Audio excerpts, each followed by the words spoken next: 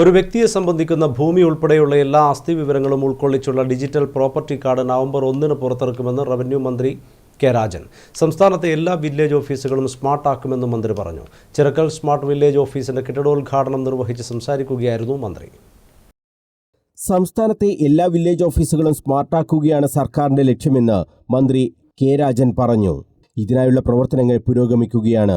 Revenue വകുപ്പിന്റെ 555 village ഓഫീസുകളും സ്മാർട്ടാകാൻ പോവുകയാണ്.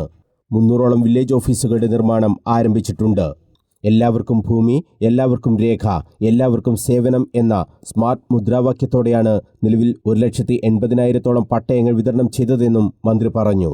സ്മാർട്ടാക്കിയ ചിറക്കൽ വില്ലേജ് ഓഫീസിന്റെ കെട്ടിടം ഓൺലൈനായി ഉദ്ഘാടനം ചെയ്ത് സംസാരിക്കുകയായിരുന്നു മന്ത്രി. ഗവൺമെന്റിന്റെ ലക്ഷ്യം ഈ കാലത്ത് തന്നെ കേരളത്തിലെ എല്ലാ വില്ലേജ് ഓഫീസുകളും സ്മാർട്ടാക്കുക എന്നുള്ളതാണ്.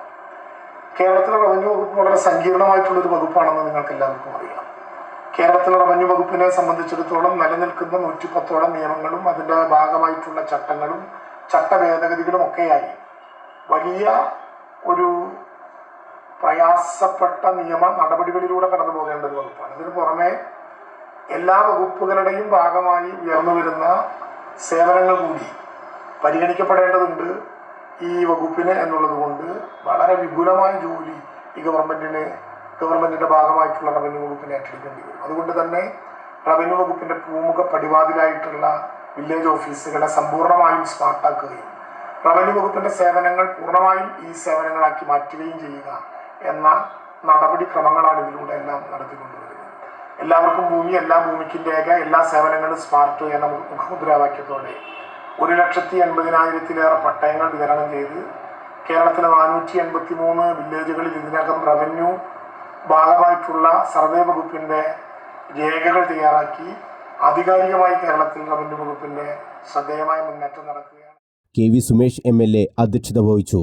27,30,753 രൂപ ചെലവഴിച്ചാണ് ചിറക്കൽ വില്ലേജ് ഓഫീസിന് കെട്ടിട നിർമ്മാണം പൂർത്തിയാക്കിയത്. വില്ലേജ് ഓഫീസറുടെ മുറി, കാത്തിരിപ്പ് കേന്ദ്രം, ഡൈനിങ് റൂം, ഓഫീസ് റൂം, ടോയ്ലറ്റുകൾ, റാമ്പ് എന്നിവ ഉൾപ്പെടെ 106 ചതുരശ്ര മീറ്റർ വിസ്തൃതിയിലാണ് കെട്ടിടം. മുറ്റം ഇന്റർലോക്ക് ചെയ്തിട്ടുണ്ട്. 9 മാസം കൊണ്ടാണ് കെട്ടിടത്തിന്റെ പ്രവൃത്തികൾ പൂർത്തീകരിച്ചത്.